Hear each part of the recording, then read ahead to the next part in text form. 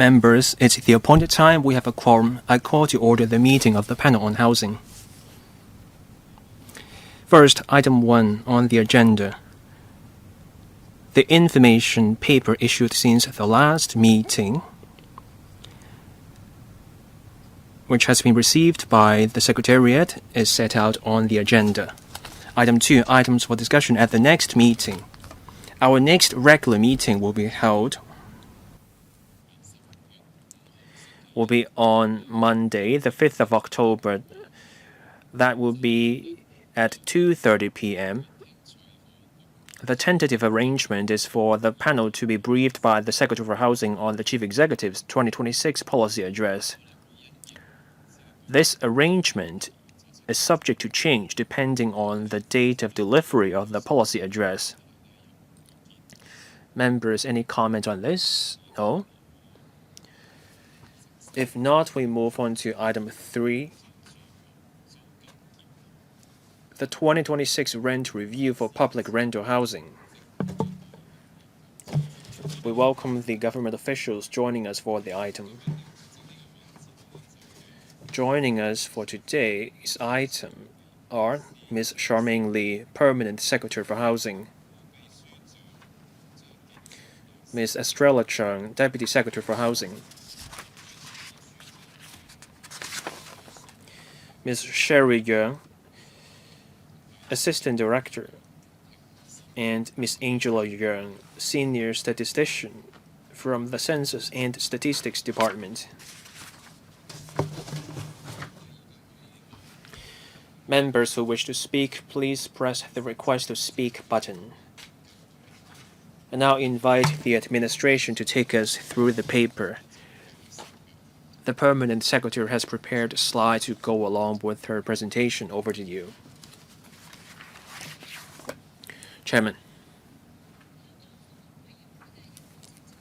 The long-standing policy of the Housing Authority is to pitch the rent of public rental housing at a reasonable and affordable level for tenants. Section 16 of the Housing Ordinance states that the rent adjustment follows a certain mechanism. The provision took effect on the 1st of January 2008.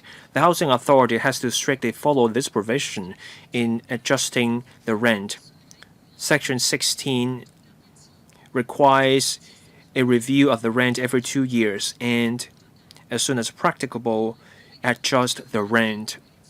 The HA will also have to look at the change in the income index between the first period and the second period of the review for adjusting the rent. The Commissioner for Census and Statistics compiles the income index for analysis. Depending on the change in the income index, the rent may go up or down. In raising the rent, there's a cap of 10%.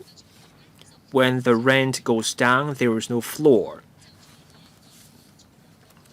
For the 2026 rent review, the income index was 2.04% higher in the second period from the first period. So under this rent review adjustment mechanism, the proposed rent change under the 2026 rent review is to adjust the rent upward by 2.04%.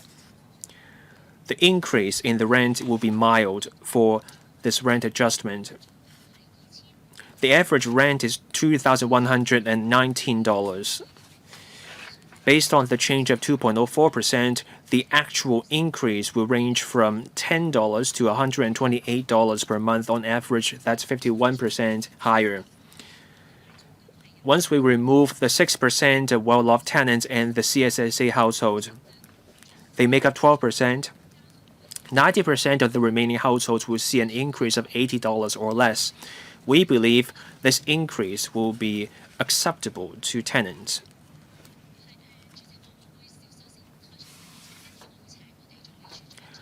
That's my opening remarks.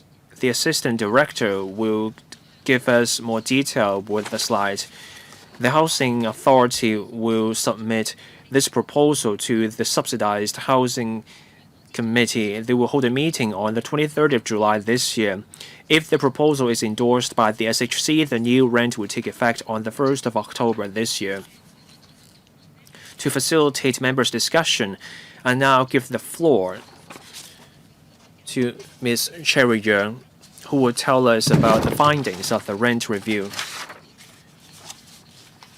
We will take away the comments made by members today to the members of the SHC so that they can consider those comments in one go on the 23rd of July. Over to Ms. Yeung.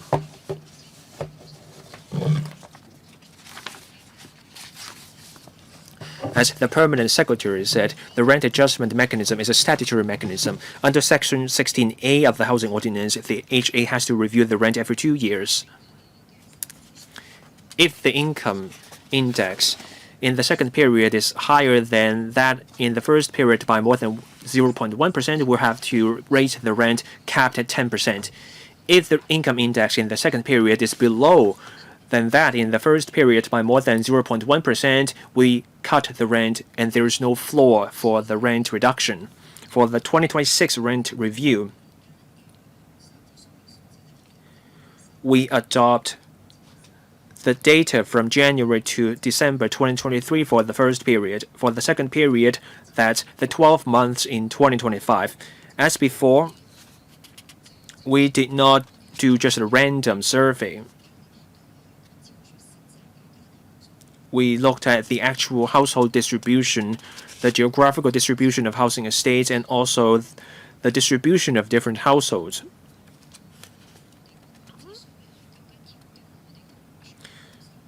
To make sure that our survey is more aligned with households' incomes, we exclude 3 kinds of households: well-off tenants, other households with high outlying income, and CSSA households. For the data compilation, this work is undertaken by the Commissioner for Census and Statistics in accordance with the ordinance.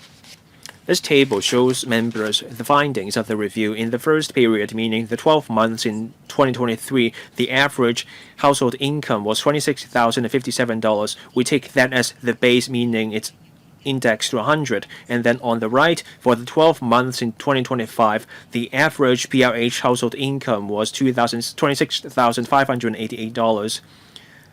In index terms, that's 102.04. That's why we say there was an increase of 2.04%. Under the statutory requirement, we propose a rent increase of 2.04%.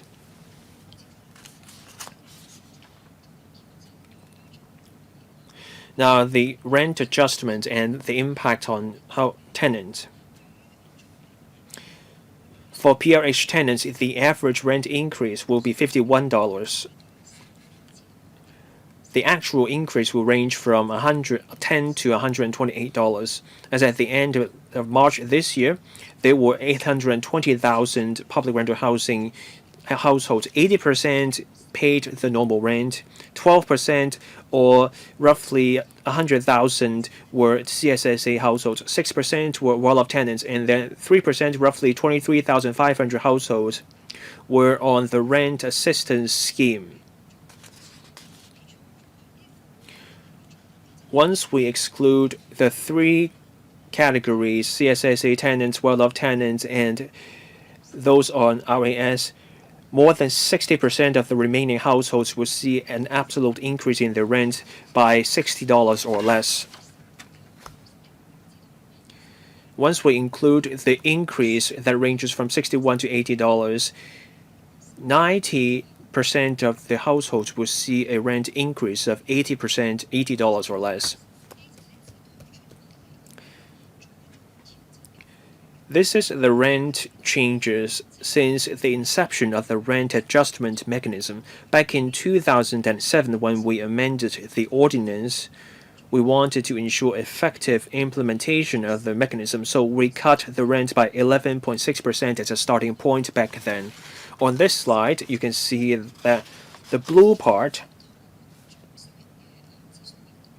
shows you the change in the income index back then, and the orange bar shows the actual change in 2022, 2006, and 2018 and 2024.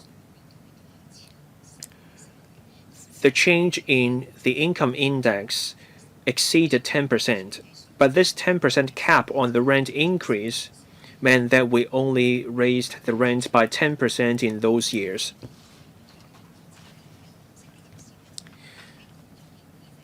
We can look at the blue line. The cumulative increase in the income index over the years was 135.7%, but the rent increase only amounted to 90.9% cumulatively because of the 10% cap. So we can say that the change in the income index, specifically the increase, outstripped the rise in rent. So in terms of the income to rent ratio, even after factoring in the 2.04%, the ratio is 9 to 10%. The practice and the experience of this system shows that this mechanism helps us ensure that the rents are affordable to PRH tenants, and we have ensured that they have the means to meet the rent. The 2026 to 27 budget also announced a waiver, or rather a concession to the rate in the first 2 quarters, subject to $500 per quarter, in line with the established practice. The Housing Authority will fully pass on this concession to PRH tenants. So this rate concession will range from $258 to $1,000. This concession will be reflected in their rent. The HA also has in place the rent assistance scheme. This means rent concessions for tenants in temporary financial hardship. Eligible applicants may qualify for a rent at half rate, or they simply pay 3/4 of the rent. As at the end of March this year, 23,500 households qualified for the rent. 98% of them paid half rent. After we factor in the 2.04% rent increase, every household pays an average of less than $1,000 per month. We have considered the current state of the economy, the rent increase, and the impact on PRH tenants, as well as the financial health of the hospital or housing authority. We do not recommend any special concessionary measures. On the impact of the rent increase on the HA's finances, in the budget endorsed by the Housing Authority in the beginning this year, we projected a $1.51 billion surplus, and then for the next financial year, we projected a surplus of $1.84 billion. The increase in rent of 2.04% will generate an extra revenue of $540 million. But when we compiled the budget early this year, we adopted the average of the last 3 rent adjustments, meaning 6.94%. And since we're actually proposing a 2.04% in real terms, the operating surplus of the HA will see a smaller surplus. That's $870 million next year and $550 million the year after. That's all from me. Now I open the floor for members. Mr. Lee Chen-kang, Ms. Leng Chik, Mr. Chen Hock-fung, Dr. Junius Ho, Mr. Kit Sen-yang, Mr. Scott Leung, Ms. Grace Chen, Ms. Judy Chen, Ms. Jody Kwok. Let's do 4 minutes question and answer inclusive. Mr. Michael Lee. Thank you. I have some suggestions about the rent increase. First, it's about the sampling. It's 2,000 households per month. We have excluded the well-off tenants, other households with high income, and the CSSA households. So the final figure may be below 2,000. We have 802,000 households in total, and those households are scattered across different districts. Some districts are richer than others. This means the result fails to reflect the actual situation with the households. We have removed or excluded the well-off tenants, and then we adopt the income level of normal households. we want well-off tenants to free up their flats to make sure proper use of resources so that the flats go to the people in need. Our current approach is not really meaningful. So can we enlarge our sample size? Can we also take a district-specific approach? Because income varies from one district to the next. And then for well-off tenants, can we have more sample households from among well-off tenants? That way, with a 10% rent increase, we may be able to catch up with the change in the income index. Now, the difference is 90% in rent increase versus 135% in income index. The housing authority still has more than $1 billion in surplus. Will the money sit there as reserves? What will be done about the surplus? Permanent Secretary. Thank you, Chairman. To reply to Mr. Lee's questions about sampling, the way we do it now is to sample 2,000 households every month. How do we obtain the samples? We look at the distribution of households. There are 1 person to 5 persons households. There are 5 major groups of households. We also look at the number of tenants in different districts as we screen the sampled households. So when we conduct the income survey, we take into account the different strata of households as well as the different housing estates across various districts. We sample 2,000 households. That means each year we sample 24,000 households. We explained this in the paper. We exclude the well-off tenants, households with high outlying income, as well as CSSA households. And after excluding them, we see that we have 18,000 or so in the first period and a similar number in the second period. My understanding is that the methodology is comparable to that of a lot of the surveys done by the Census and Statistics Department. And we do not only look at the percentage. When we look at the accuracy, we have about 800,000 households, and are 20,000 sampled households not enough? Well, we have to look at the number of samples. So let me invite the Census and Statistics Department to supplement. Ms. Heung, Senior Statistician. From a statistics perspective, when we look at the accuracy of a survey, we do not simply take into account the sample size or the percentage of samples. We look at whether the sample size is at a reasonable level. If we have enough samples,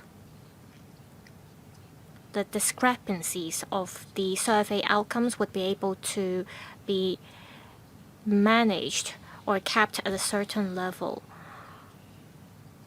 While a large sample size could increase the level of accuracy, the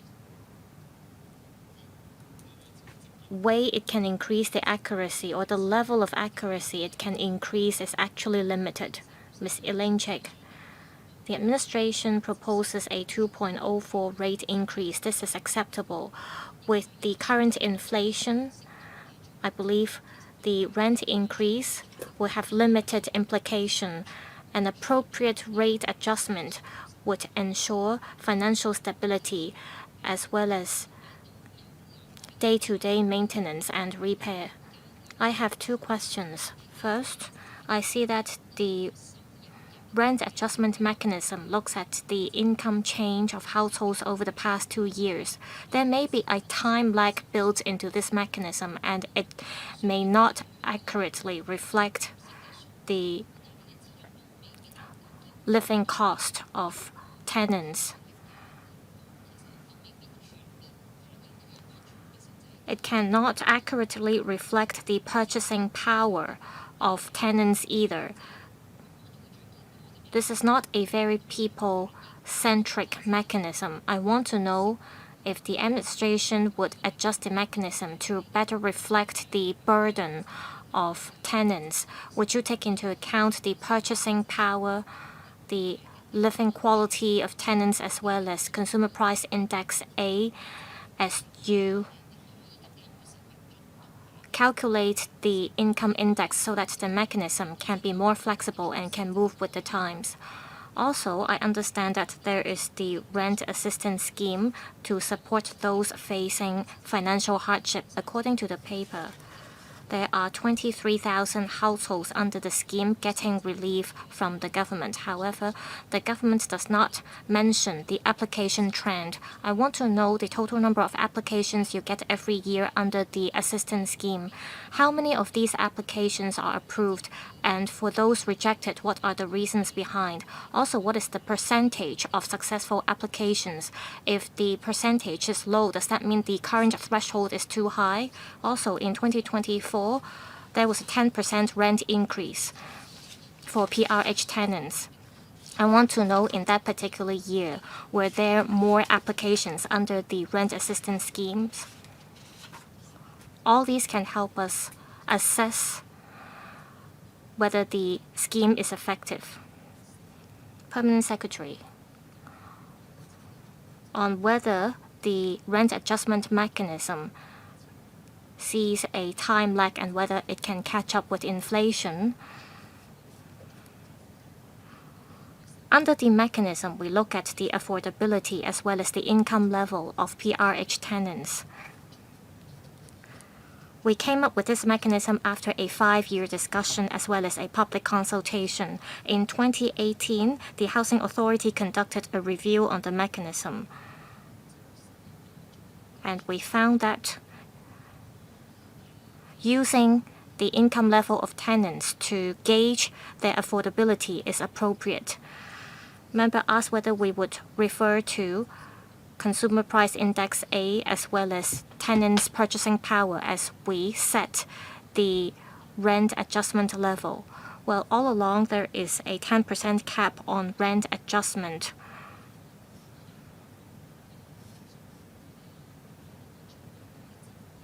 PRH tenants pay less than 10% of their total income for the rent.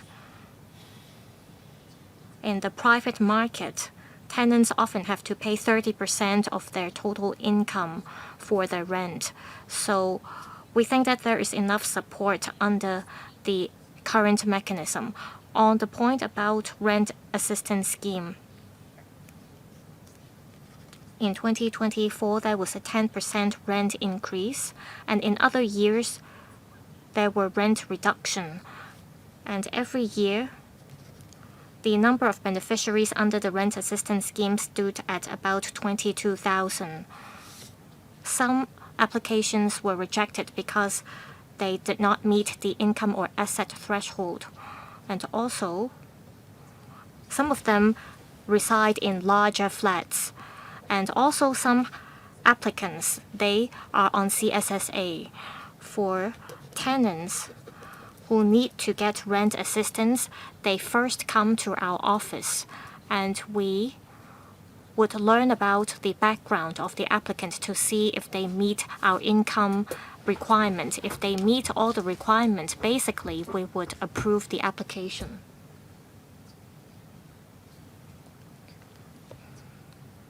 Next, Mr. Chang Hock Fung. Thank you, Chairman. On the rent adjustment, it is mild, and I think it is acceptable to the majority of tenants. We have been adopting this formula for many years, which is acceptable to many. We want to assess tenants' affordability based on their income. That's why we adopted this formula, and this formula has been effective.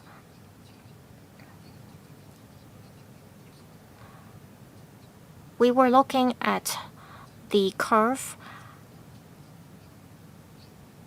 And we should not have the rent adjustment catch up solely with the inflation. Well, I have one concern, however.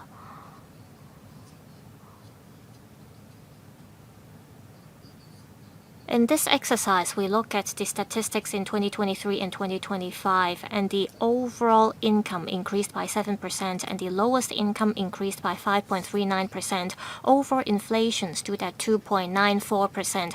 However, the proposed rent increase is 2.04%. That means the rent increase is lower than the above statistics, meaning that tenants' income cannot catch up with the development of our society. This is worrying. That means tenants living in public housing estates would become poorer.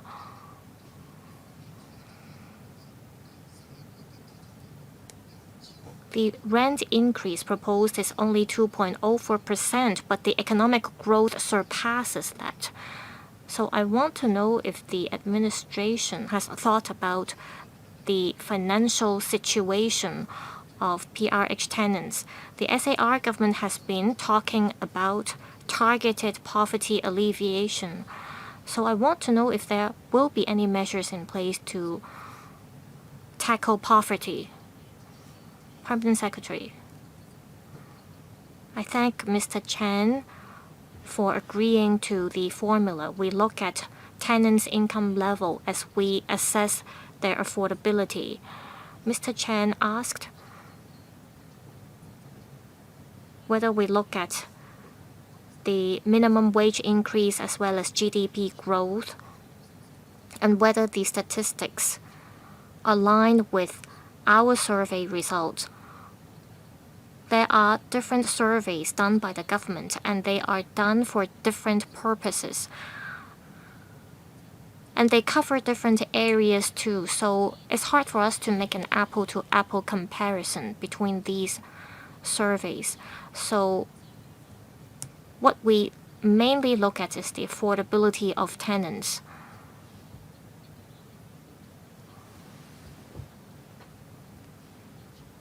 As to our surveys, they show that income changes of households can be due to various reasons.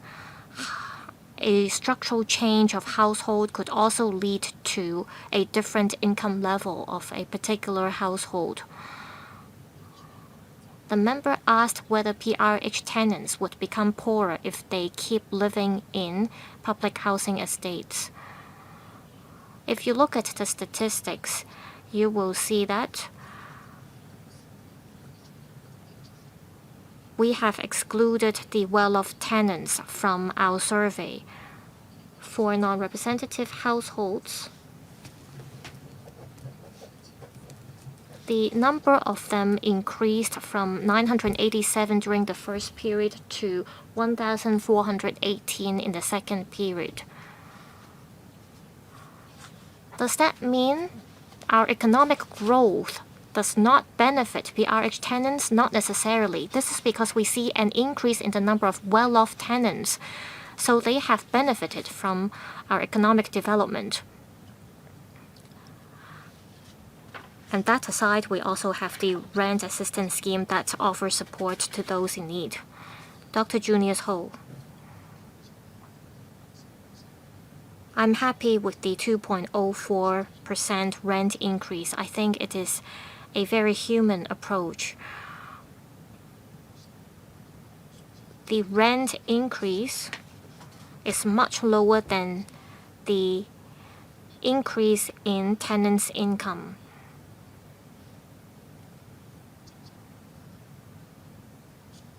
I think the housing policy in Hong Kong is very successful. I'm concerned about the 6% well-off tenant. There are about 40,000 of them.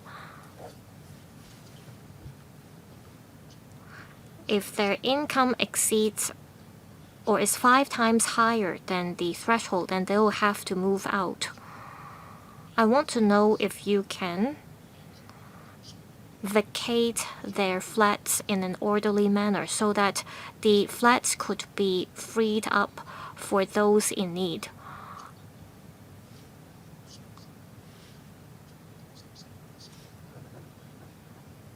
The rent increase proposed is very mild. While 94% of them are still regarded as grassroots, but 6% of them are well-off tenants. How can we recover these flats more speedily to help those in need? I want to hear from the administration whether we have any KPIs or targets in this regard.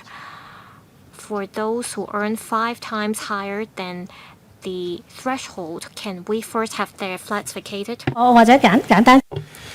Thank you. Over the past year, we launched new policies. That was to encourage well-off tenants to move up the housing ladder.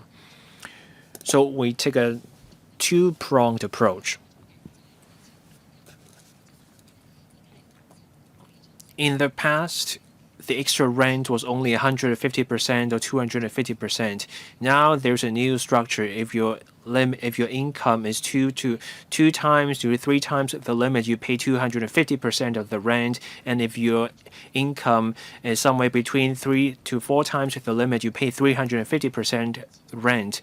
That's to encourage well-off tenants to move out. But these well-off tenants will keep the green form status so that they can pick the flat they desire.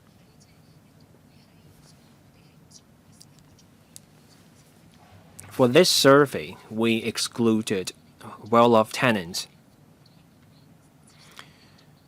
When we increase the rent, the well-off tenants will still have to pay the extra rent. Dr. Ho may be worried that the increase will remain 2.04%. I say we should respect what is required under the laws. If we have arrived at a rate, we should respect that. Well-off tenants will still have to pay the extra rent based on this rent increase. We will keep working on this. And for well-off tenants, they should buy their own flats so that the flats they free up can go to families with greater need. Mr. Kitson-Yang. Thank you. I respect the outcome arrived at under the formula. It's 2.04%. But I think our formula is not good enough. The rent increase cumulatively is 90%, but the income index has risen by 135% over the years. That number does not tell us that those tenants can afford other expenses such as transport expenses and the utilities.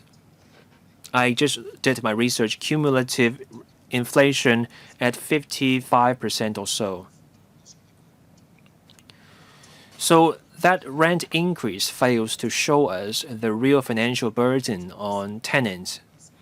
For grassrooters living in public rental housing units, they may have made more money, but they are also paying more in expenses, and that's why they are financially struggling. We have to look at people's means rather than simply an increase in people's income. For those whose income barely increases, they're in even worse shape. This formula has been in use since 2007. This formula has produced an increase even when our GDP shrank. Sure, the housing authority froze rent in the past, but does this formula truly reflect economic downturns? When we look at adjustments to the formula in the future, yes, we adjusted the formula back in 2008, but I hope that we can factor in the other expenses people have to meet, and that will truly show us the burden on people instead of simply looking at people's income. At any moment in time, people will always be able to afford the rent per se, but you have to look at all the expenses people have to meet. That's the real struggle for people. So I hope we can amend the formula to enhance the calculation of the rent increase. The increase of 2.04% is mild. I believe that is acceptable to people, but in the long run, we should amend the formula. So, overall burden on people. Thank you. I know this matter is close to the heart of Mr. Yang. He raised this issue in the past. Back in 2018, we reviewed the formula. We looked at possible ways to change the formula, such as by referring to inflation levels, wage levels, and also the median wage to income or median wage to rent index. We considered these factors. Out of all proposals, this approach, meaning we look at households' income, this approach is the best way to reflect people's means. People's means is not just about their income, it's also about the rise in the cost of living, because that may lead to a smaller disposable income for people. The rent for public rental housing makes up 9 to 10% of people's income. For people renting in the private market, that share is 30%. For grassrooters who are still renting in the private sector, they are also enduring inflation and other forms of financial pressure. Their disposable income is even smaller. We should direct our assistance to those people. So the rent for PRH unit is at an affordable level. The increase is mild. We are happy to explore better alternatives to this formula. Mr. Scott Leng. The proposed rent increase is 2.04%. This is a mild increase.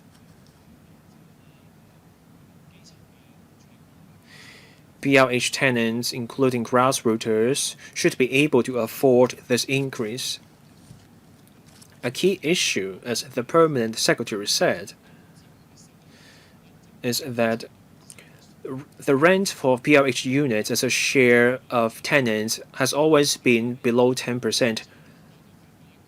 That's only right, because public rental housing is supposed to be about keeping money in people's pockets. And this is achieved by keeping the rent at a lower share of people's income.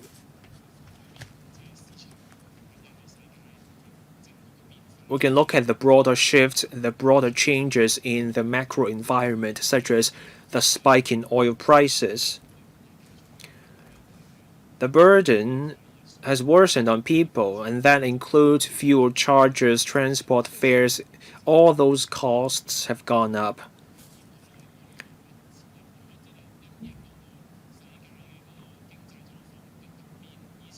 There are sudden changes in the world economy. In the past, changes happen over years, but now changes can happen over days. So when we look at the data over 2 years, the finding will not be aligned with people's situation. A 2.04% increase now will be mild, but if the war goes on in the Middle East and oil prices continue to rise, the 2.04% may be the last straw on the back of the camel for tenants. So my question is, if there's a sudden economic change, as we adjust the rent, what can we do about that? How can we introduce an element such that we can adapt flexibly to accommodate sudden changes within the 2-year period?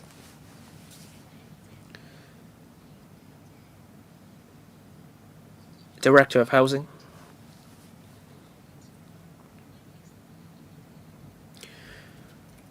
When sudden changes occur, we do have the rent assistance scheme. This scheme is not meant to last for long term, but this scheme does provide immediate relief when there's a sudden change for a tenant such that the rent becomes a huge burden. This scheme comes in. We review the scheme from time to time. We also proposed enhancements to the scheme, and this means relaxing the eligibility and also allowing larger rent reductions and also allowing people to stay on the scheme for more years.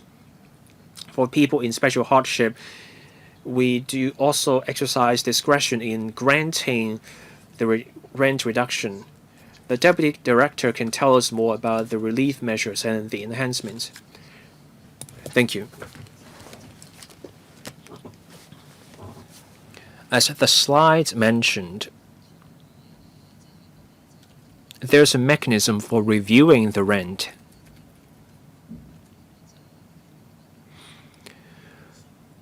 The findings of the review and other factors can be the basis for relief measures.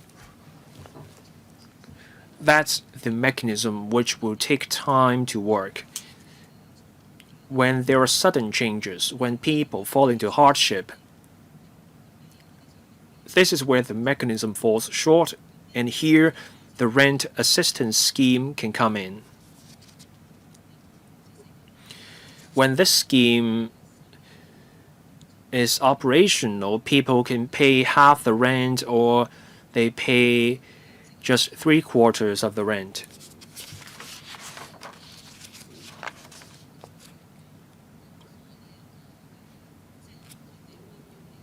We have made flexible use of the rent assistance scheme to support tenants who fall into sudden hardship. For seniors,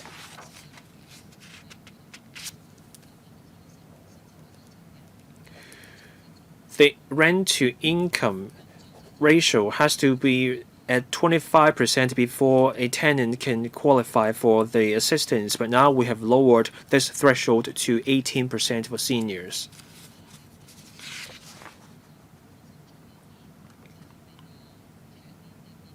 When there's a sudden family change, let's say something has happened to the breadwinner in the family and the income is lost, we used to require proof of income over 3 months.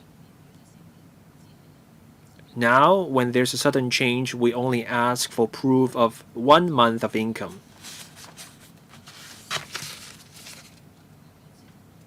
When we see ways where we can offer real help to tenants, we offer such assistance. Ms. Grace Chen. I want to write on Mr. Scott Leung's question about the enhancements. The paper says there will be no special concessionary measures this year. This is different from what happened back in 2022 and 2020. Why do we not propose special relief this year? This year, the proposed increase will be 2.04%. It's a mild increase. The extra revenue to be generated will be $540 million. How will we spend this extra revenue? Some community groups are saying that public housing estates are due for renovation and maintenance. So is that where we will spend this extra revenue?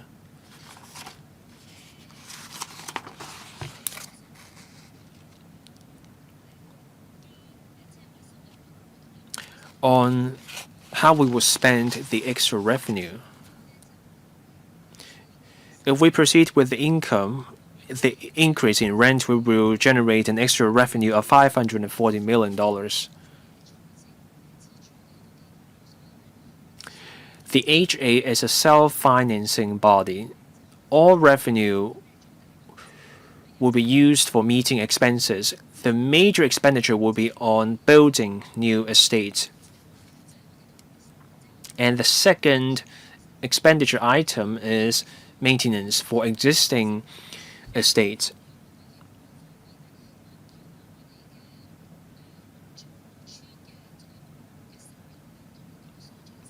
there's revenue from the rent and also the malls under the HA.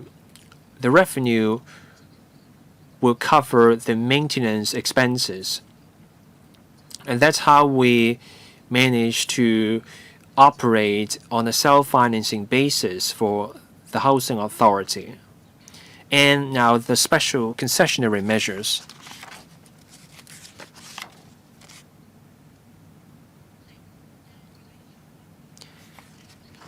The specific reason for not granting the relief. We look at the state of the economy as a whole. The increase of 2.04% is relatively mild. The average increase in absolute terms is $51 for tenants. It ranges from $10 to $128. So we have considered this matter holistically. The Financial Secretary also announced rate concessions. The concessions will be fully passed on to tenants. The existing rent already covers the rate, so tenants will see concessions reflected in their rent. That's why we do not see a need for special concessionary measures. Ms. Judy Chen. Thank you, Chairman.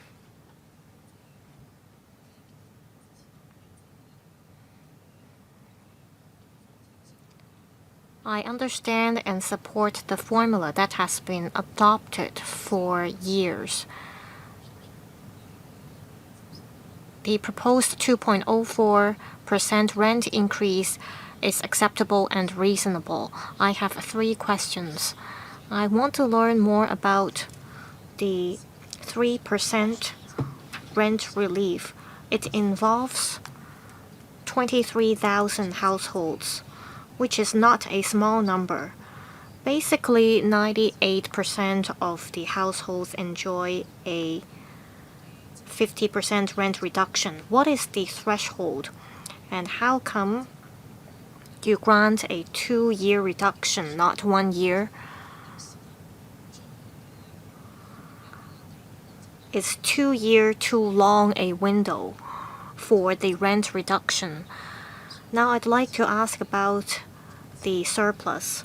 This is a biannual survey for 2026-27.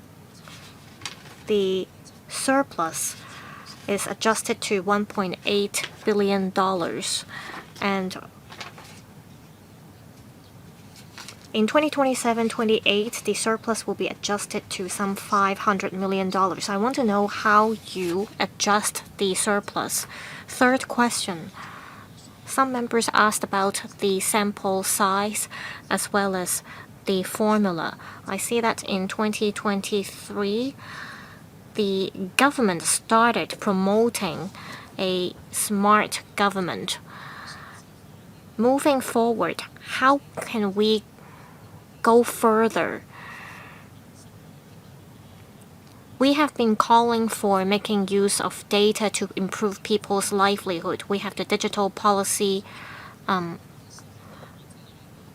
Office as well as other relevant committees, and you have ownership of relevant data. Could you make use of the big data to come up with a more precise formula?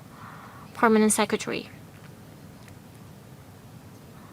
The first question is about the rent assistance scheme. I'll ask the Deputy Secretary to reply. As for the rent reduction and the surplus, we came up with a surplus of $1.5 billion and $1.8 billion for 2026-27 and 2027 and 28. We expected that the rent increase would be at 6.94%. But after the survey, we proposed the rent increase to be 2.04%. Therefore, the surplus would drop. And we therefore redid the calculation. We took into account the repair and maintenance cost every year, and that's how we came up with the adjusted surpluses. As for the point about sample size, we are happy to explore with the DPO on how we could adjust the mechanism. The income survey is mandatory under the law. We ask PRH tenants to declare their income. If they fail to do so, or if they make false declaration, they would face criminal liability. Could we make use of the big data to ensure that everyone makes accurate declaration? We'll have to look into that. Now I'll invite the Deputy Secretary to elaborate. I thank the member for the questions. For non-elderly households, if the total income is 5% lower than the income limit, or if the rent-to-income ratio is over 25%, or if the income level is about 50 to 70% of the income limit, and if the rent-to-income ratio is at the same time exceeds 15%, they will get a 50% rent reduction. If the total income is 70% lower than the income limit but higher than 50%, and if the rent-to-income ratio is between 18.5 to 25%, they will get a 25% reduction. For elderly households, they get a greater discount. If their income is 70% lower than the income limit, and if their income to rent ratio is over 18.5%, they get a half rent reduction. And this is an enhancement measure that we have put in place. Previously, we gave the relief once every year. Now it is once every 2 years. For tenants who have any changes in their income, they'll have to report immediately to the housing society, and we did sample survey and sample check from time to time. Ms. Kwok Foo-yong, the rent adjustment can affect hundreds and thousands of PRH tenants in Hong Kong, so I'm concerned about the rent adjustment. The proposed adjustment is 2.04%. That means on average every month the increase is $51, and the increase is a mild one. Well, this means that there has been a mild increase in tenants' income over the past 2 years as well. And the housing authority said this time around they will not give special concessions, and this will increase the burden of PRH tenants. I have a couple of questions. First about special concessionary measures, and the second about income survey. Regarding the special concessionary measures in 2026-27, there is $870 million of surplus for 2026-27 and $550 million for 2027-28. From the figures, it seems that the housing authority actually can afford to put in place special concessionary measures.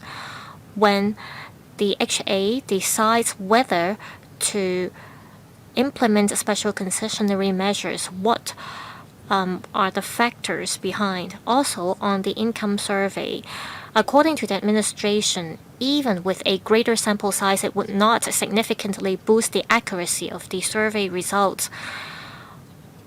People's view is that we want the survey to be more accurate. So what measures can you put in place to ensure that the survey can truly reflect the income level of tenants, so that the rent adjustment can better align with people's income level? Also, between 2023 and 2025, how many tenants failed to pay their rent, and how many tenants applied for rent assistance under the RAS? The figures can help us gauge the financial positions of PRH tenants. Permanent Secretary, I thank the member for the questions. About the rent assistance scheme,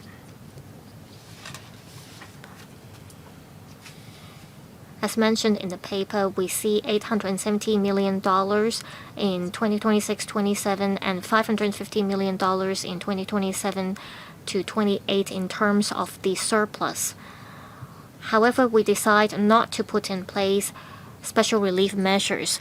We took into account Hong Kong's economic state, tenants' financial position, and we also took into account the fact that the proposed rent increase is a mild one.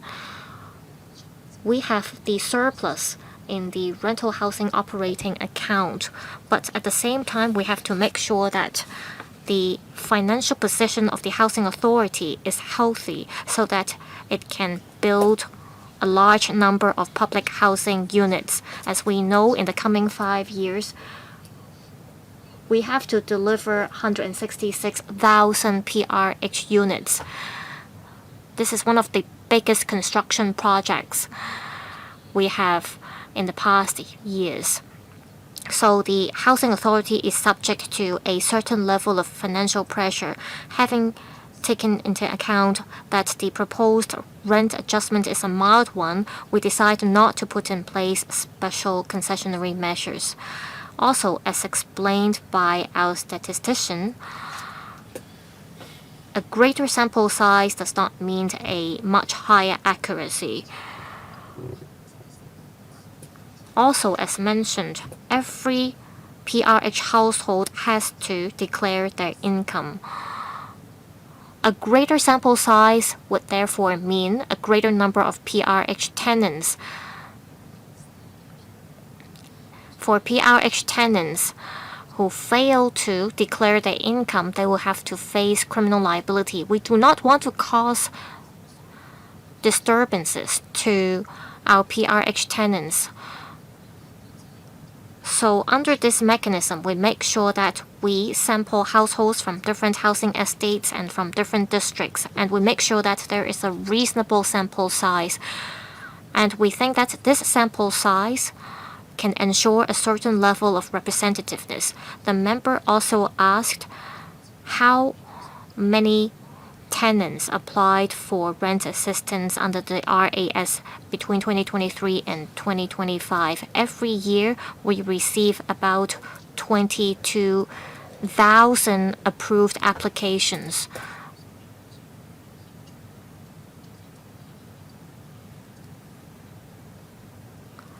I asked for the information because this can help us assess the financial state of PRH tenants as well as the income change.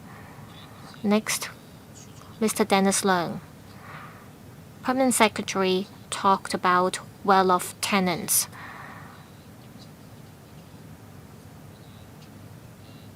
This survey has excluded well-off tenants CSSA households as well as those earning a high income.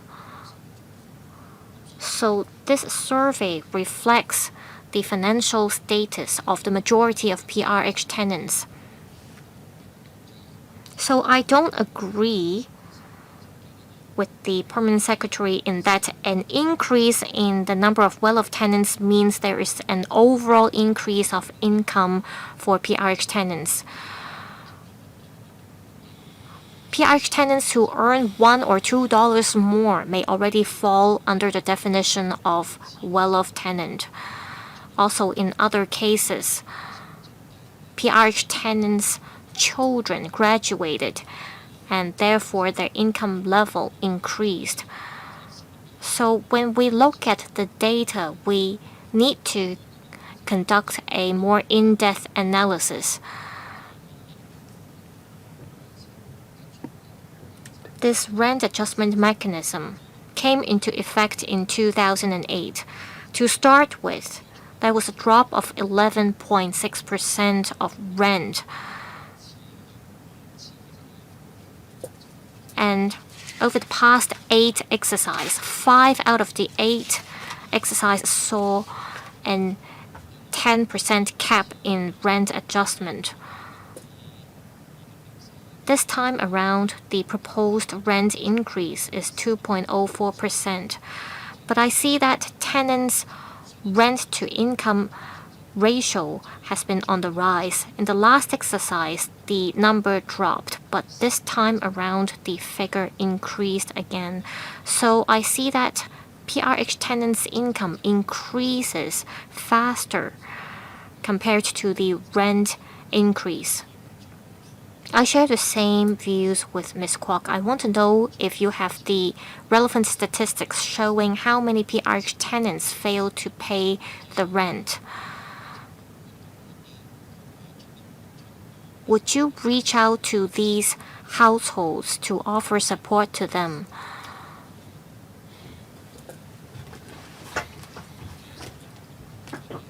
We see that some PRH tenants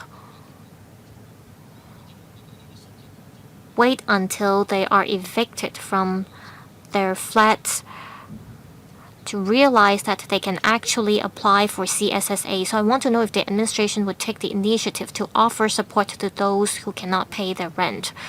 Also, PRH tenants may not be aware of the rent assistance scheme. Will you provide more information to PRH tenants to help those truly in need? Also, I agree that the rent adjustment is in line with the mechanism, and I declare that I'm a member of the Subsidizing Housing Committee of the HA. Both Ms. Kwok and Mr. Leung brought up the issue of outstanding rent. For someone who fails to pay or delays the payment, say they pay the rent 1 month late, we issue the notice to quit. Before this notice is issued, we take steps. We try to arrange home visits. We try to talk to the tenant to find out what's preventing the tenant from paying the rent. If the tenant is financially struggling, on a short-term basis, the rent assistance scheme can come in. If it is a long-standing financial struggle, we refer the tenant to the Social Welfare Department to see if the CSSA can help the tenant. I don't have any case specifics at hand. From what I know, eviction due to outstanding rent involves hundreds of cases each year. I also thank Mr. Leung for his comment. We have different perspectives on this matter. Does everybody get to share in the economic development? When we compiled the data, we have excluded well-off tenants before we arrived at the number of 2.04%. I was simply saying that between the first and the second period, we have excluded more tenants who were well-off tenants. This is not to say the number is a major point. Of course, someone may have made an extra $10 and they now qualify as a well-off tenant. On the mechanism itself, it's working, and it's working as intended.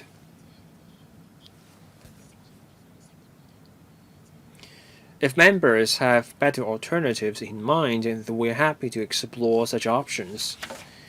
Now it's my turn to ask questions.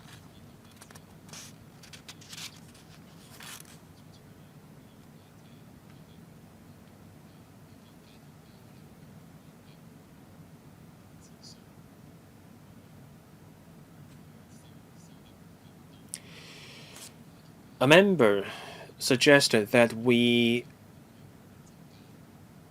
are not charging enough rent. Other members brought up issues about the burden caused by the rent. The latter represents the majority view. My question for the government is, how we arrive at the share of the rent of how we arrive at this ratio of the rent to people's income.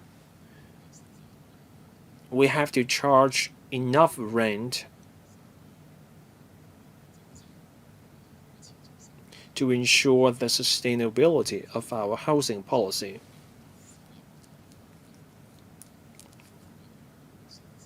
Do we have such a number on the rent-to-income ratio? If we do have this figure, can the government share this figure?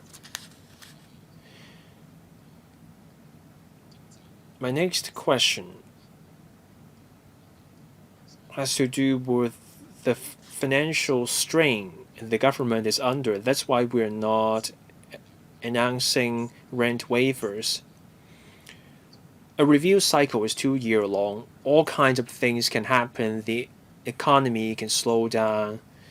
People may struggle with income, and that may affect PRH tenants.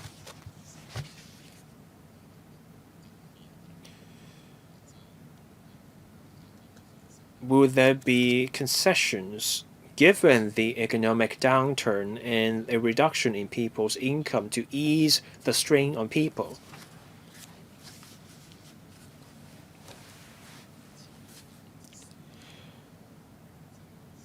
The rent increase has been capped at 10%.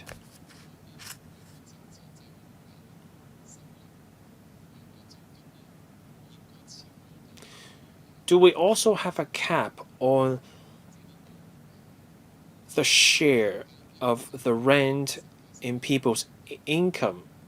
That level is 10% now. Do we have a more specific or a clearer policy on, meaning a prescriptive limit on how much the rent should make up the share of people's rent as a part of people's income? Now, will we also set an indicator that is people's disposable income? Will that be a factor in deciding on the rent increase? The first question is whether we have a rent-to-income ratio. Under the ordinance, the rent can only be raised to a level that is 10% of people's income. That's the cap.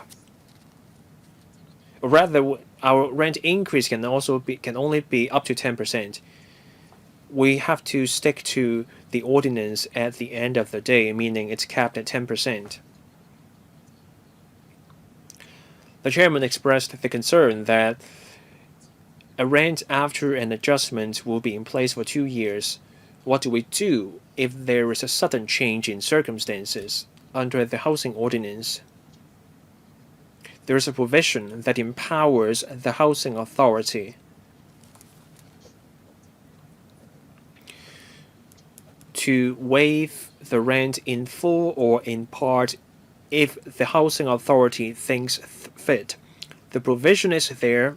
If needed, we can invoke this provision to introduce concessions. The next question is rent as a share of people's income. We do not prescribe such a limit. In 2008, this rent review system was introduced. Over the years, we have seen that the rent made up roughly 9 to 10% of people's income, but we do not prescribe such a share. On whether we can factor in people's disposable income,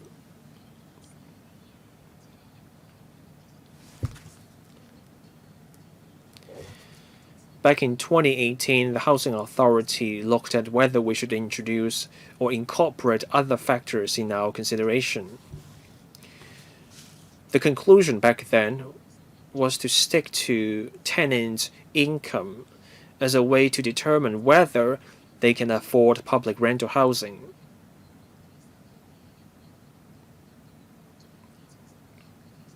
For grassrooters with access to public housing, they already enjoy relatively low rent compared to market levels, so PRH tenants have a relatively large disposable income from those renting in the private market. We review this situation from time to time if there are calls for better ways to take into account those factors. We are open to considering such proposals. When there's deflation in the community,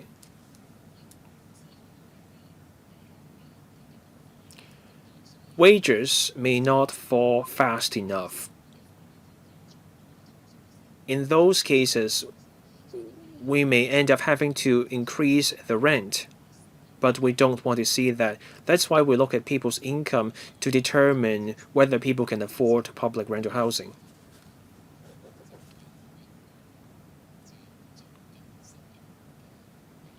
My question on whether the government has considered setting a rent-to-income ratio. The statutory requirement is to cap the rent increase at 10%. If we set a rent-to-income ratio, we may end up with a massive rent increase, but that will be prohibited under the law. To maintain the financial health of the HA, we have to raise revenue and contain costs. We also have to ensure that the rent revenue can meet maintenance expenses.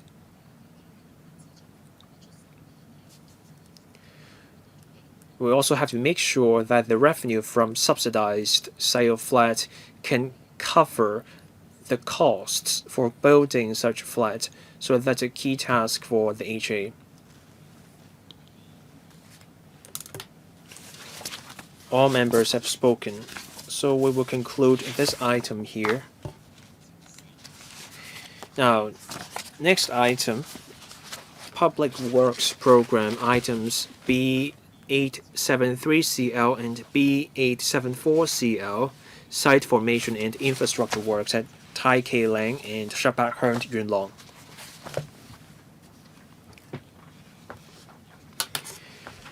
We welcome the government officials joining us for the item. Joining us are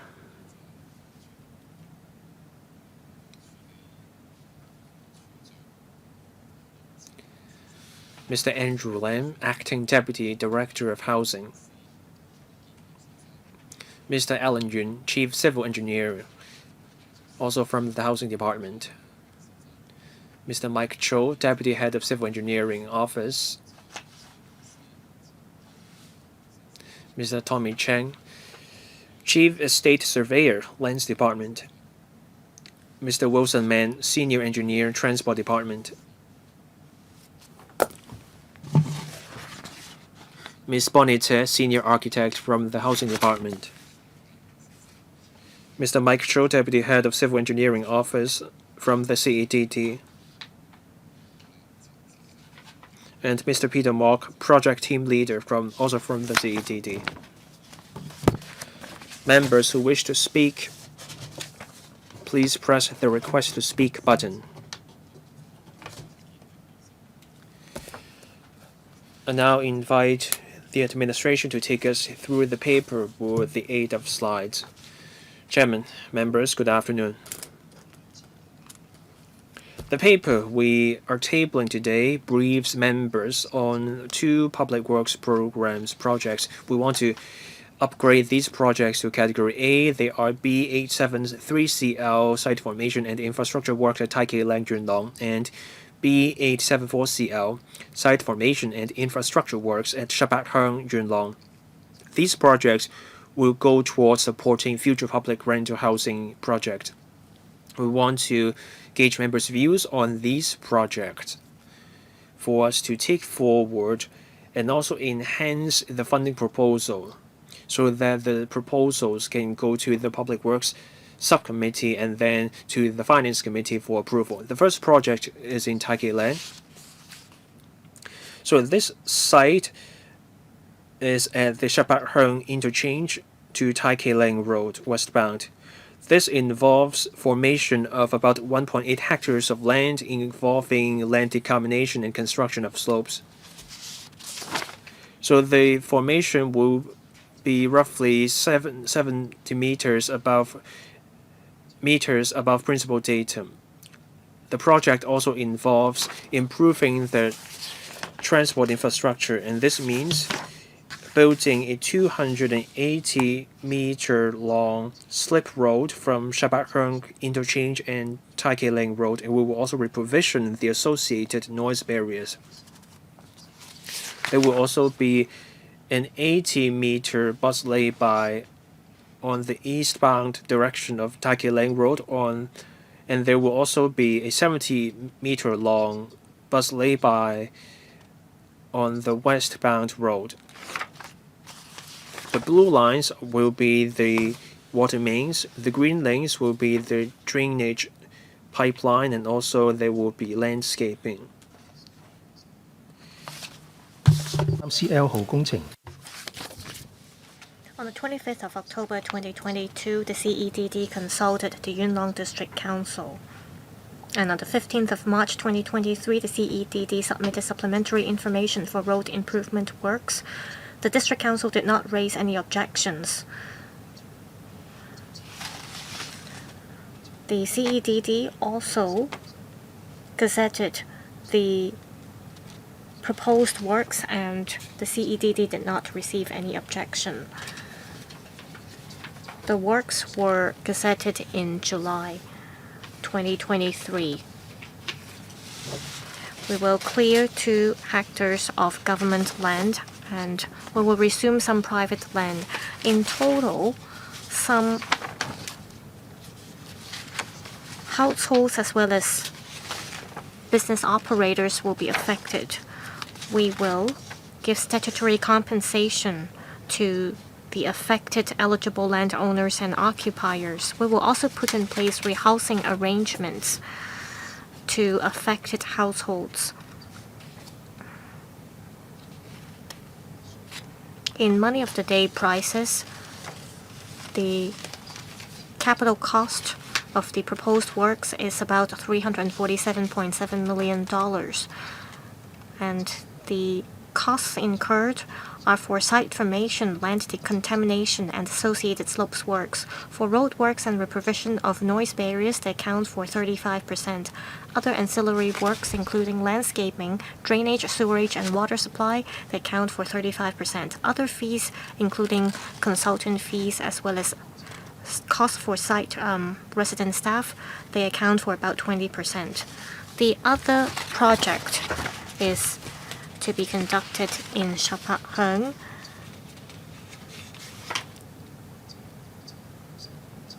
Part of the works is to form 3.7 hectares of work site, land decontamination, and construction of associated slopes. The site works is for construction of 7.5 to 9.5 MPD. Road improvement works will also be included. A slip road of 370 meters long from Shap Heung Interchange westbound to Yuen Long Highway westbound will be constructed. Associated noise barriers will be reprovisioned, and retaining walls and slopes will be constructed. And this will be connected to the proposed public housing development with Long Ho Road. Ancillary works include, for example, drainage, sewerage, and water supply, as well as landscaping. Like the Leng project, public consultation will be conducted. In June 2023, the works were gazetted and no objections were raised. And in October in the same year, the works were gazetted. We will resume 3.6 hectares of private land and clear 2.6 hectares of government land, involving 66 families, as well as 35 business undertakings. About 303 temporary structures will be removed. The government will offer statutory compensation under the relevant ordinances. In money of the day prices, the capital cost of this project is about $559.6 million, and that cover site formation, land decontamination, and associated slopes works, which account for about 15% of the proposed funding sought. For road works and reprovision of noise barriers, they account for about 30% of the proposed funding. Other ancillary works account for 35%, and other fees account for 20%. The CEDD has invited tenders in parallel. After considering the returned tender price, we will include more detailed information in the paper to be submitted to the Public Works Subcommittee. After consulting this panel today, we will submit to the Public Works Subcommittee of the LegCo as well as the Finance Committee the relevant papers for their approval. After we get the funding approval, we will kickstart the projects. It is expected that both projects will be completed within 5 years. That's all for my briefing. We welcome any views from members. Thank you. I remind members, if you have any direct or indirect pecuniary interests in relation to this item, please, in accordance with 83A of the Rules of Procedure, disclose the nature of such interests before you speak. Please also bear in mind Rule 84 of the Rules of Procedures concerning voting in case of direct pecuniary interests. Now I invite members to speak. I'll first read out the lineup.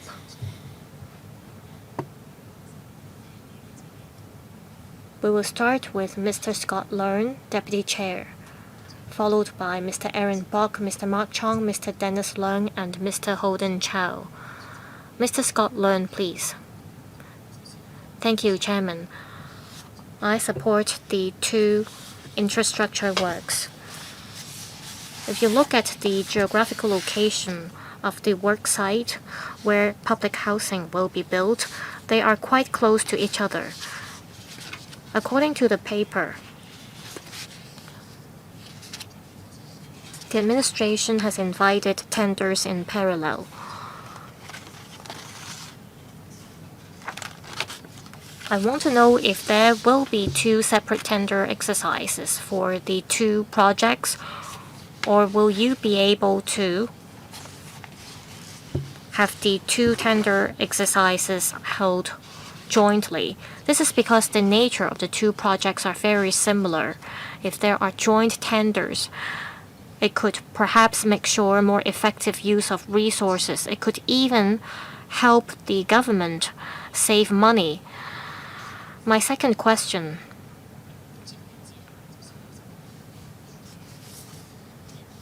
The work site will be situated near Shap Heung interchange, and the works to be carried out may affect the existing works that are currently being carried out at Shap Heung. I'm concerned about having many construction vehicles going in and out at the same time during the construction period. Will that be a huge impact? Will the various government departments work together to ensure coordination to make sure that there won't be any traffic issues? Mr. Lam. I thank the member for the questions. It is true that the two work sites are very close to each other, and the infrastructure to be built will be interconnected. So we are planning to hold a tendering exercise with one contract. Using one single contract can help us ensure that the contractor will be able to deploy machinery, staff, as well as materials effectively. It can also help us lower administrative costs. And that would also allow us to have a competitive bidder. In relation to the question about construction vehicles, I'll defer to the CEDD. Mr. Mike Cho, Deputy Head of Civil Engineering Office. During the construction, there will be temporary arrangement. There will be one single contract and one single contractor. Before the contractor starts the project, we'll ask the contractor to provide to the TD as well as the police force a temporary traffic management proposal. The contractor will have to look at the vehicular flow as well as the traffic condition to make sure that there will be capacity to handle the construction vehicles. We'll also restrict large-scale vehicles from going in and out of the work site during peak or busy hours so as to ease the pressure. We will closely monitor the traffic condition near the work site. At the same time, we will maintain close communication with the district council as well as the relevant stakeholders and adjust the traffic management plan accordingly so as to minimize the impact on local residents. Next, Mr. Aaron Bok. I need to declare interest first. I am the director of a one-person consultancy firm. I'm also a director of another consultancy firm. I'm also the non-executive director of an independent construction company. I'm looking at enclosure B. For project 873, the construction will only be completed by 2036 or 2037. That means the construction of the public housing will take some 10 years. Site formation will take 3 years, infrastructure 5 years. That means there will be overlap between site formation and construction of housing or infrastructure. How come the public housing will only be built in 2036 or 37? It takes too long, I think. That's my first question. Annex enclosure F. For project 874, a slip road will be constructed and which will be connected with Long Ho Road. Long Ho Road is a very low standard bunk road, so to speak. It is actually a gully. It is a very narrow road.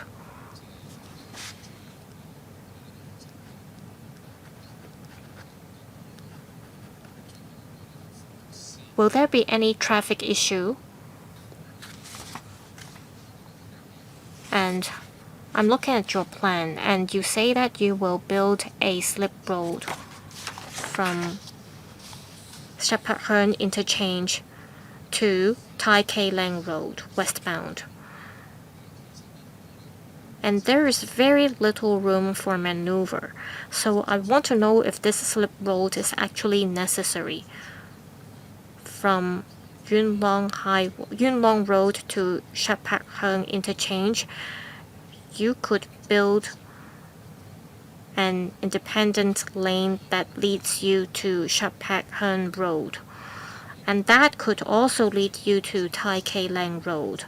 That means you will not need the slip road because it's hard to build such a slip road. Deputy Director, I'll address the first two questions, and for the third question, I'll reserve it for the CEDD as well as the TD.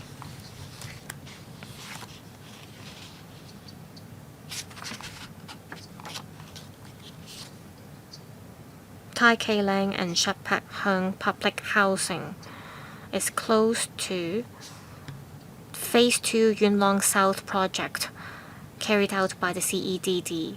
And for the Yuen Long South project, it covers road improvement works, and that includes expanding Tai Kei Leng Road as well as the existing Long Ho Road. In enclosure A,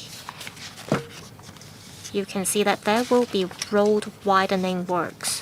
For Long Ho Road, it is currently a single two-way lane, and it will be widened to two-way double-lane carriageway, and it will be completed by 2031.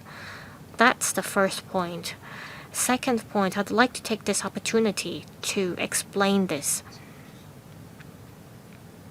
I'd like to explain the relation between the various public housing projects. To speed up the public housing projects, various government departments have been working hard to speed up land development and creation.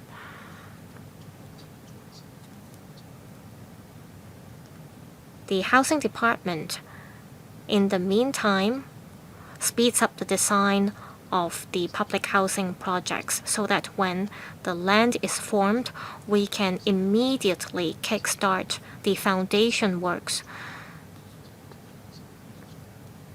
From foundation works to the completion of superstructure, it normally takes 4 to 5 years. The Shap Heung public housing project follows the same model. For the Tai Keng Leng project, there is something special about it. Part of the land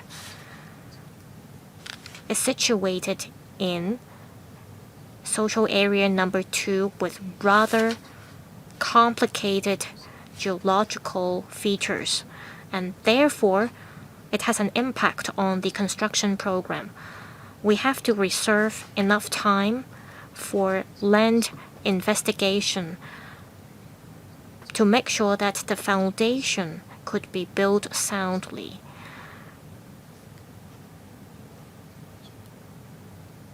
If investigation shows that the situation is ideal, we could perhaps speed up the construction works. On the third point, Mr. Mike Cho from the CEDD and also the colleague from the Transport Department can take the question. On the function of the slip road.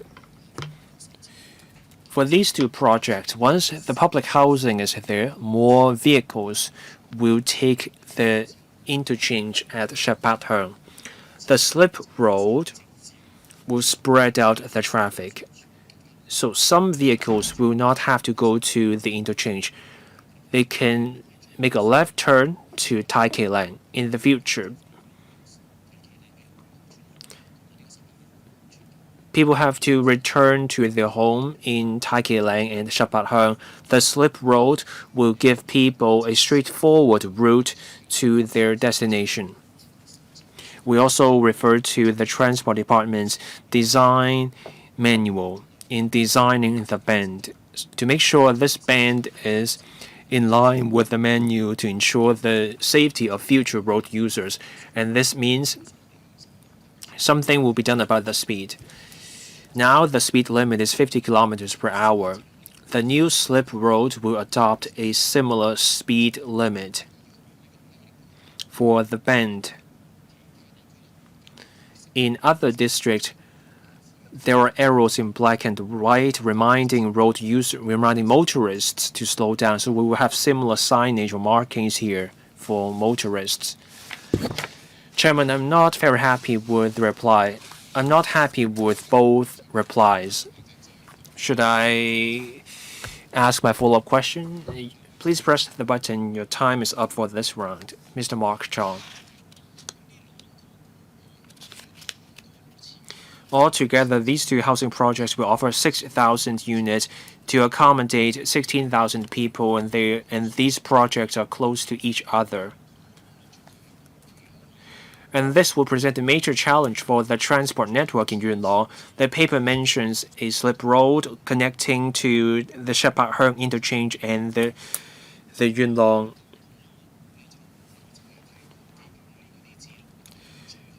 Assessing the traffic impact will require a look at not just the area within a few hundred meters. You have to consider people commuting out of the area for work after the 10,000 people move in. During peak hours, we look at Port Oi roundabout, Tai Lam Tunnel, and also the Chu Ma line. what will be the extra burden on those transport networks? Do we have projected vehicle volume and commuter volume? For Shap Heung, there is an interchange.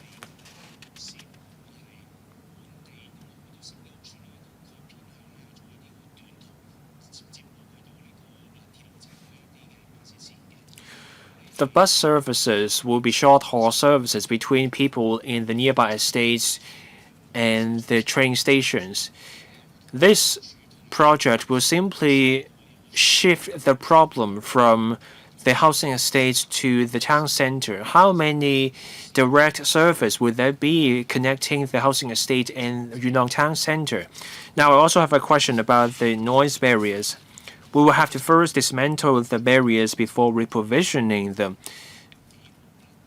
How long will this gap be, meaning between dismantling and rebuilding the barriers? What measures will there be to protect the local residents from the noise? Paragraph 9 mentions appropriate control measures for the engineering vehicles. Can we have a pledge on strict control over heavy vehicles?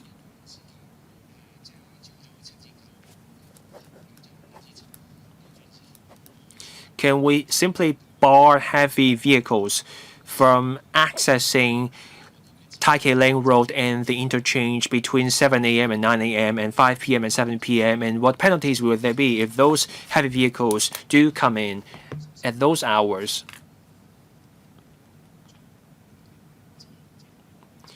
I will say a few words, and then the TD or the CEDD can supplement my response. I want to comment on the Shap Heung public transport interchange.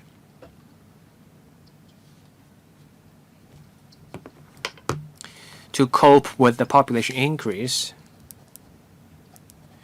within the site of the housing development, there will be a PTI, there will be a bus terminal offering short-haul and long-haul services.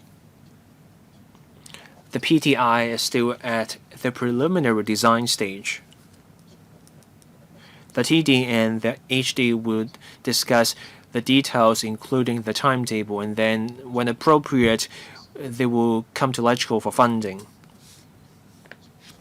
The TD will also talk to the public transport operators to offer suitable and adequate public transport services. The Yuen Long District Council will also be consulted. Now, for the details, my colleagues will have more to say on those. On the noise barriers, we will build the new barriers before dismantling the old ones. Where practicable, we will proceed like that. When that is not practicable, we will build a temporary noise barrier to shield the local residents from the noise. On large engineering vehicles, during the rush hours, such as 7 a.m. to 9 a.m. and 5 p.m. to 7 p.m., we will work through the transport liaison team involving the TD and the police force. They will look at the temporary traffic arrangements. The developer will have to, or rather the contractor will have to follow the instructions of this unit. If the situation is serious, there will be consequences for the score, and they will suffer when they try to secure a future contract. What about the transport? The TD will take the question.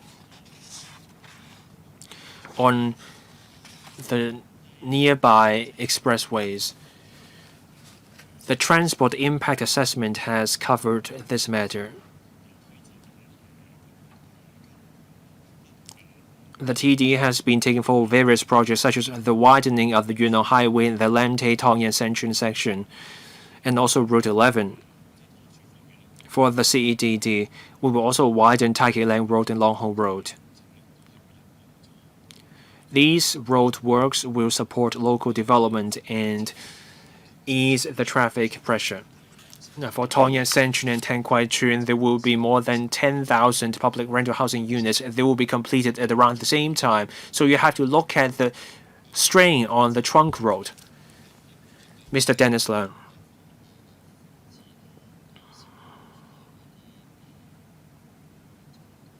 On the site formation and infrastructure needed for public housing, I support the works. But I take issue with the remarks of the officials. You have to build the road and then hand it back to the housing department, and then they will look at the road improvement. I think this is putting the cart before the horse. The last thing I want to see is what happened to Queen's Hill in Fanling. It's single lane dual road. Once you leave the road, they reach a roundabout. I am very worried about the road transport capacity for these projects.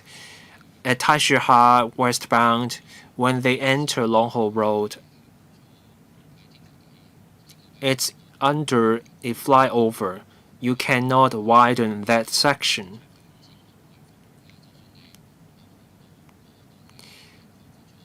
Even when you widen Longho Road and turn it into a dual two-lane road, at the junction there will be pressure from the traffic. At Taikei Lane, when you create a new lane along Yuen Long Highway to Taikei Lane Road, there will be a new slip road to spread out the traffic. But you're not doing anything to ease the situation from Yuen Long Highway to Shap because again there is a junction with traffic light. When they make a right turn, they go to the interchange. That is the challenging spot. You build a new road to Taikei Lane Road. Why not build a new lane leading to Shap Road? These two problems require a solution. That's how you can ease the future traffic pressure.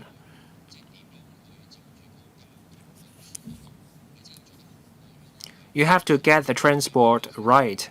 Otherwise, you build the roads, people move in,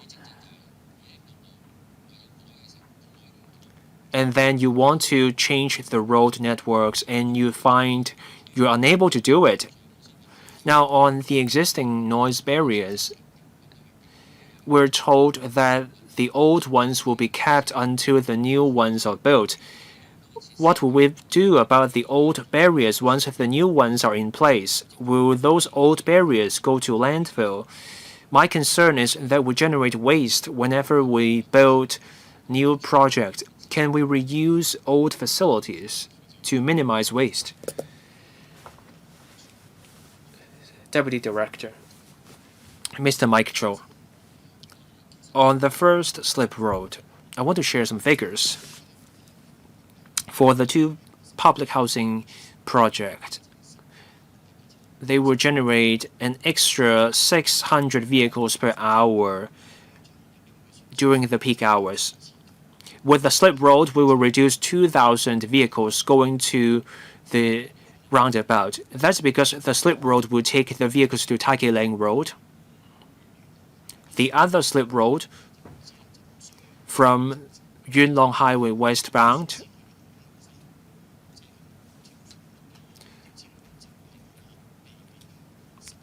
the second slip road can spread out traffic from the Yuen Long Highway.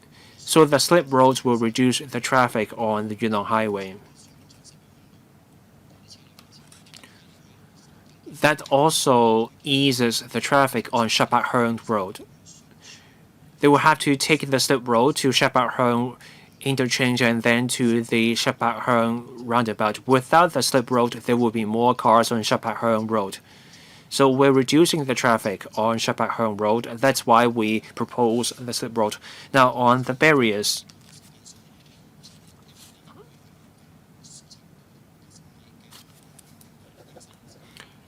the 80-meter bus lay-by or noise barriers will be for the westbound, and then the other noise barrier will be 180 meters long.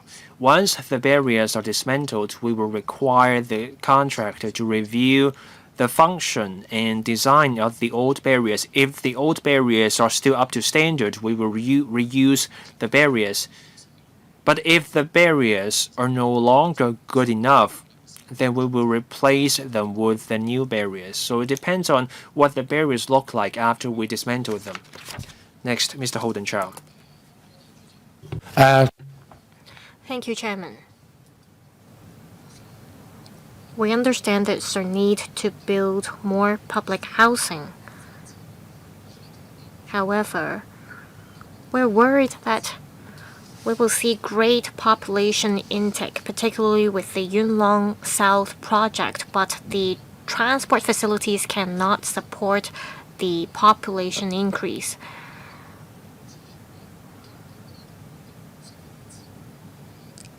Can the proposed measures support the population intake in Tai Kei Leng? This is a question that local residents have. Now, the Long Ho Road is a very narrow road. You're going to build public housing there. If you do not rebuild or widen the road, I'm worried if the proposed slip road can cater to the increase of population. The administration remains optimistic, but according to local residents, the road across Tai Kei Leng Road is very narrow. You will see a population increase of 10,600. I'm worried that the transport facilities cannot address the needs. You said the roundabout will be able to meet the needs. Well, my view is that after adding traffic lights at the Pok Loi roundabout, the traffic congestion problem has been eased. So I want to know if you will yield the same effect with the Pat Heung roundabout. So overall speaking, my view is that we need more public housing. I'm just worried that the proposed measure could cater to the needs given the future population increase. I thank Mr. Holden Chow for the questions. Every time there is a new residential project, we need to take into account the transport facilities. I'd like to invite the CEDD to tell you more.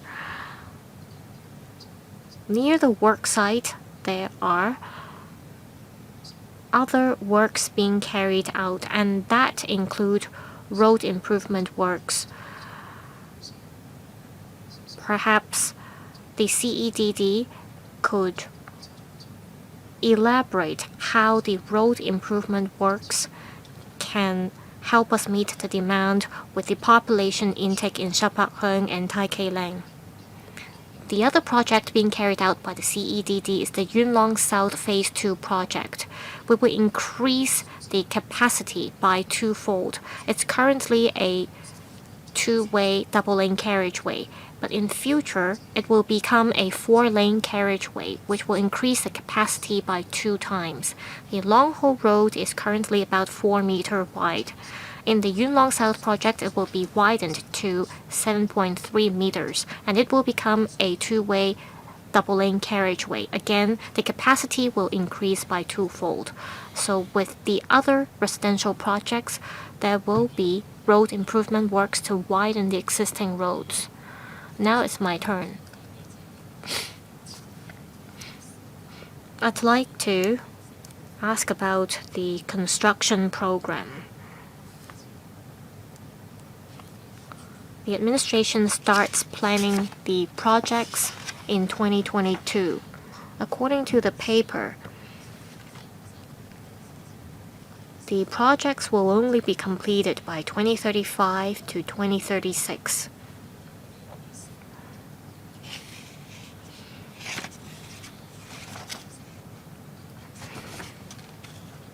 Do these two projects fall under the 10-year housing development project?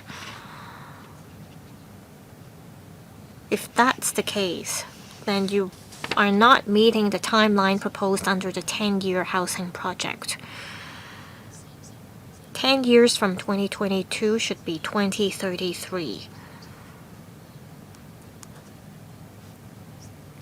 So can you tell us whether the two projects are part of the 10-year housing development plan? And if they are, does that mean they won't be able to meet the target set under the 10-year housing plan? Now, some members have asked about the transport facilities. I want to know if you are sticking to the infrastructure-led approach. We all share the same concerns here. In Project 873, from Shap Heung to Tai King Leng, there is currently one road. Now you're going to build a slip road at the Shap Heung interchange. I want to know if there is space for you to build another slip road.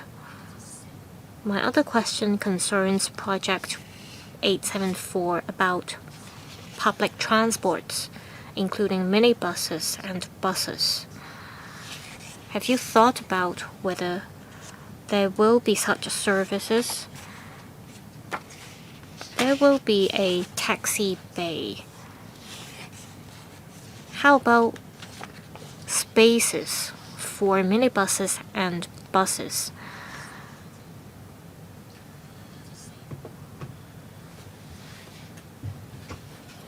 Now, concerning Project 874, I have another question. It is true that Long Ho Road is very narrow. Would you consider widening it?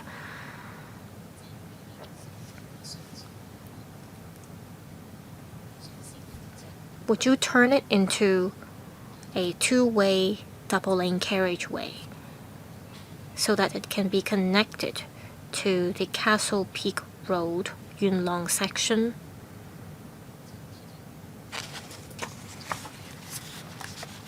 Deputy Director, I'll answer part of the questions and I'll ask the CEDD to supplement.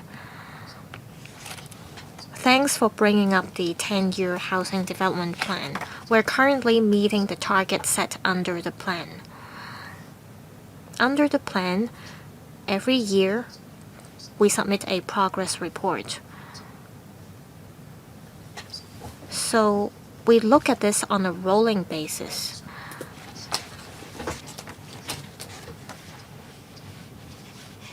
So we're planning for the future now.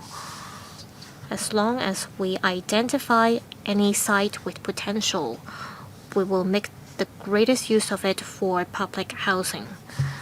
As for the widening of Long Ho Road, as I said, near these two proposed projects, there is currently the Yuen Long South Phase 2 project being carried out by the CEDD. And we're planning to widen Long Ho Road from a single-lane two-way carriageway to a two-way double-lane carriageway. And under the Shap Heung project, there will be a public transport interchange, which will provide public transport services. There will be buses there, and that would be connected to Tai Keng Leng. So local residents will benefit from these facilities.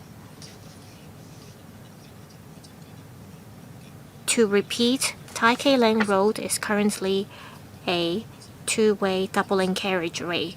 In future, it will be a two-way four-lane carriageway, so the capacity will double. We believe that it will be able to meet future traffic needs. If we manage to secure the funding within this year, by 2031 we'll be able to complete all these proposed infrastructures. Population intake will take place in 2034 to 2035. That means before population intake, we will be able to complete the infrastructure. Now, 2 members are asking to speak for the second round. They are Mr. Aaron Bok and Mr. Dennis Leng. Mr. Aaron Bok will go first.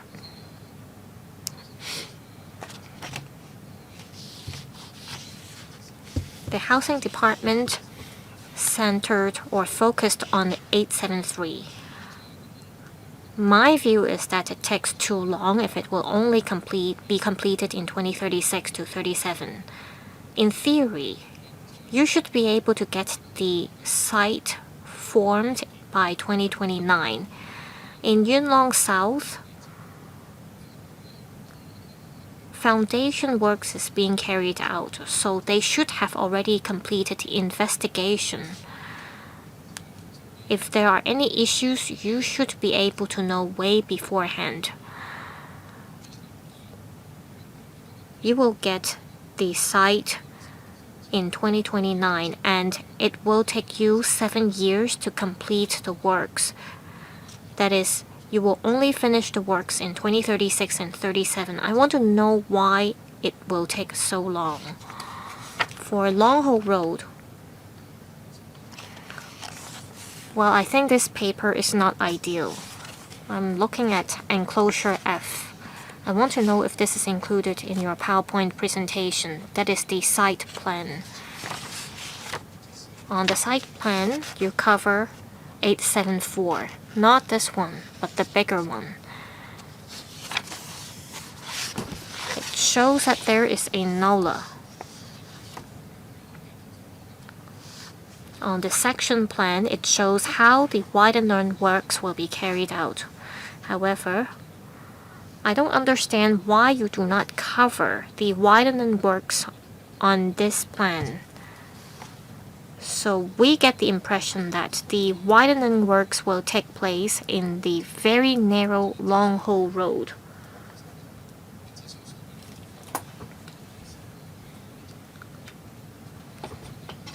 You should show how the widening works will be carried out on this plan. For example, will the NOLA be decked and vehicles will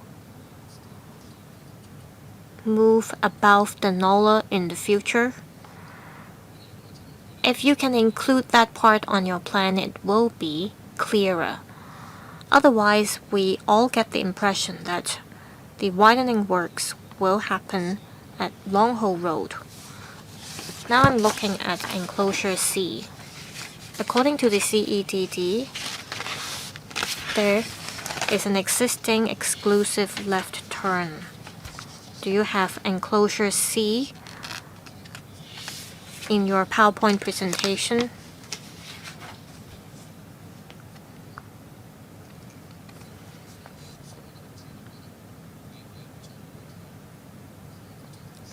What you need to do is you need to build an exclusive left turn lane that leads you to Shap Road. Then all vehicles going there will benefit, including vehicles going to Shap Road as well as Tai Kei Leng Road. They can make use of the exclusive left-hand turn lane. According to your plan, vehicles will only be able to go to Tai Kei Leng Road, which will be a constraint.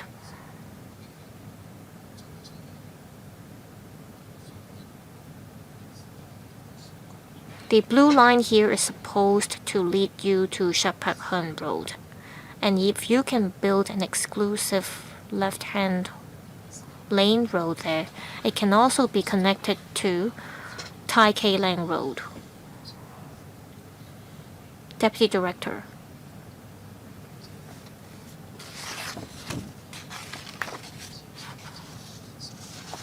We include enclosure F here just to show members what facilities will be included in the proposed public housing project.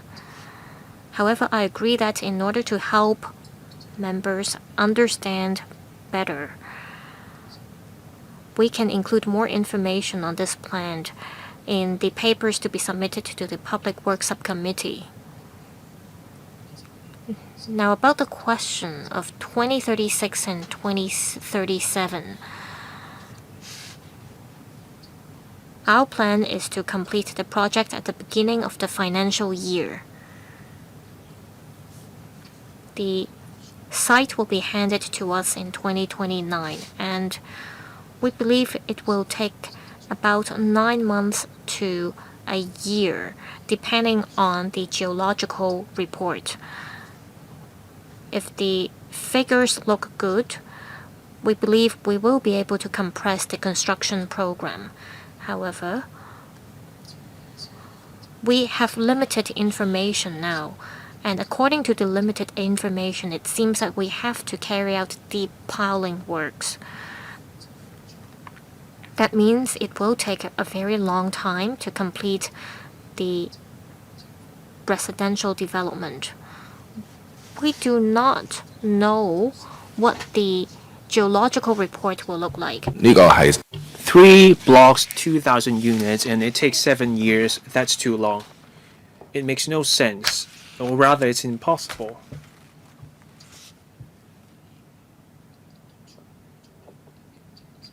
Once the CEDD performs the site formation, we will try to go to the site for site investigation.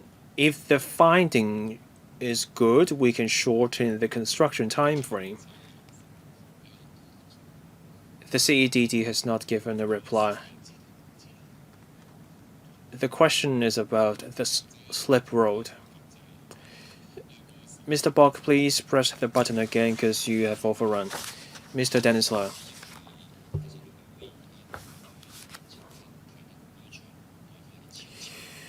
Electrical members now take a long-term view of works project.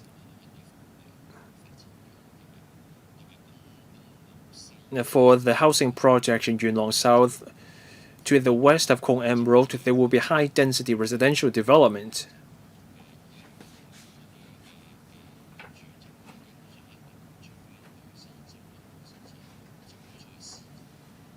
For people living in Yuen Long South, they have to go to the town center. For Shap, Heung, and Leng, we have no idea what will happen in the future, so we need more information on Shap, Heung, and Yuen Long South for the next 8 to 10 years. We need a sense of the housing development and the road works for the next 8 to 10 years, just for us to get a clearer picture. I can give a brief reply. For Yuen Long South, there are housing developments, both public and otherwise. The CEDD also has plans for road improvement works in that area.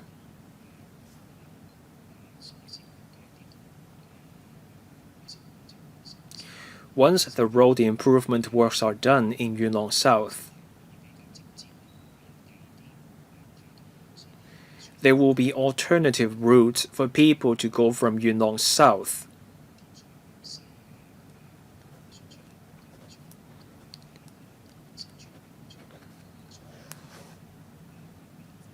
So people taking the roundabout in Tin Shui Wai West will be able to reach Yuen Long Highway, and that will take pressure off Shap, Heung.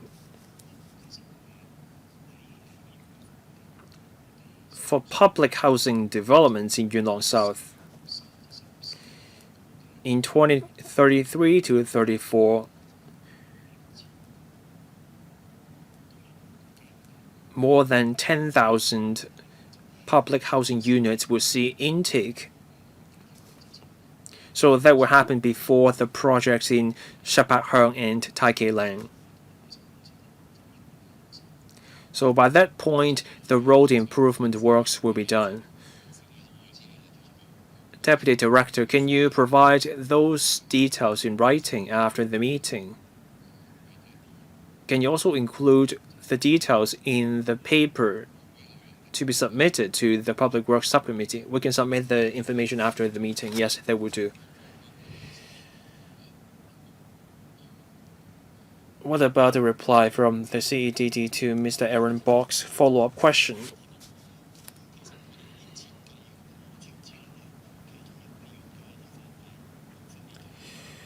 We are actually of one mind with Mr. Aaron Bok, and that is building an exclusive left turn lane. Mr. Bok's other alternative involves going into the existing Shap Heung Road. There is a traffic light controlled junction, so the traffic conditions are more complicated. Our current design is to keep it separate and also spread out the traffic. The philosophy is the same. Our design is more straightforward. We simply built a slip road to Taikei Leng Road. We will also look into Mr. Aaron Bok's design and we can look at it. All members have spoken.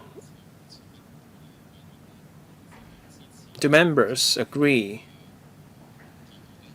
to submit this proposal? That is, head 711. Do we agree on submitting this proposal to the Public Works Subcommittee for consideration? The member is not speaking into the microphone. I know the Deputy Director is a safe pair of hands. I know you're not blindly pursuing speed. But speed is a key part of the government's approach to policy making, so I hope you can find a way to build faster. So that concludes the discussion of this item. Thank you. We thank the officials for joining us. Item 5, any other business? Any other business for members? If not, adjourn the meeting here.